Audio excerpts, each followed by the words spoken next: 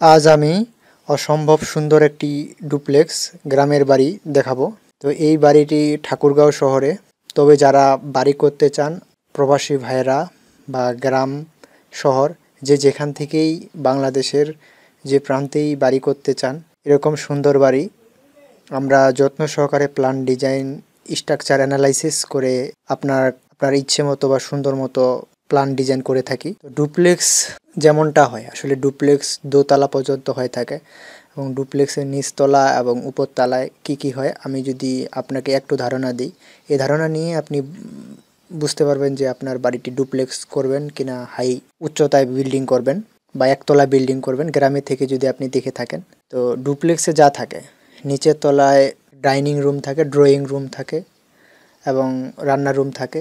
আর রান্নার রুমের সাথে একটি বারান্দা থাকে এবং প্রতিটি ডাইনিং রুম হয়ে থাকে এবং লিভিং রুম হয়ে থাকে, সেটা সিঁড়ির কাছাকাছি হয়ে থাকে।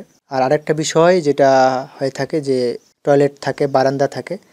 আবার যদি আমরা দোতলায় চলে যাই, তো দোতলায় যেটা হয়ে থাকে যে সেখানেও একটা বিশাল লিভিং এরিয়া থাকে এবং লিভিং এরিয়ার সাথে বারান্দা থাকে। প্রতিটি রুমের জন্য আলাদা আলাদা বারান্দা করার চেষ্টা করা হয় এবং টয়লেট করার চেষ্টা করা হয়, অ্যাটাচ টয়লেট। আর কমন টয়লেট নিচের তলার জন্য করা হয় এবং যেহেতু উপরতলায় শয়নকক্ষ রাখা হয়, তো উপরতলায় শয়নকক্ষ যেটা মাস্টার বেডরুম বলা হয়, তো মাস্টার বেডরুম অবশ্যই নিরিবিলি এলাকায় করা হয়, যেখানে কোলাহল মুক্ত এলাকায় মাস্টার বেডটা করা হয়, যাকে বলা হয় যে বাড়ির মালিক যেখানে অবস্থান করে যেই রুমটাতে। তো এইসব বাড়ি নির্মাণের ক্ষেত্রে মালিক চিন্তা করে যে সারা জীবন উপার্জন করে যখন তারা বৃদ্ধ হয়ে যায়, তো বৃদ্ধ হওয়ার আগে তারা এরকম ডুপ্লেক্স বাড়ি তৈরি করে থাকে। তো ডুপ্লেক্স বাড়ি করাটা সবারই একটা স্বপ্ন থাকে, এটা প্রতিটা মালিকেরই একটা স্বপ্ন থাকে। তো আমার এই সাইটটিতে আপনারা যে দেখছেন, আমি আসলে ভিতরটা আজকে দেখাবো না, ফ্লোর প্ল্যান আজকে দেখাবো না, আমরা শুধু বাইরেরটা দেখাচ্ছি এবং ডুপ্লেক্স সম্পর্কে আপনাকে ধারণা দিচ্ছি।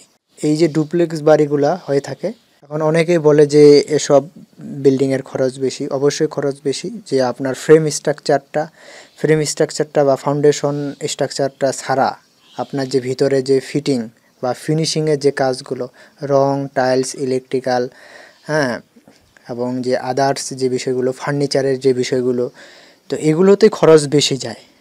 আসলে একটা বিল্ডিং নির্মাণের ক্ষেত্রে বা এর খরচের ক্ষেত্রে এটা কখনোই সমান হয় না, যেটা বলা হয় যে এত টাকা খরচ হবে। কারণ কেন, আমরা যেটা বলি আপনি তখন তার থেকে বেশি দামি কোনো ফিটিংস ব্যবহার করলেন, বা আমরা যেটা বললাম তার থেকে কম দামি কোনো ফিটিংস ব্যবহার করলেন, এটাই।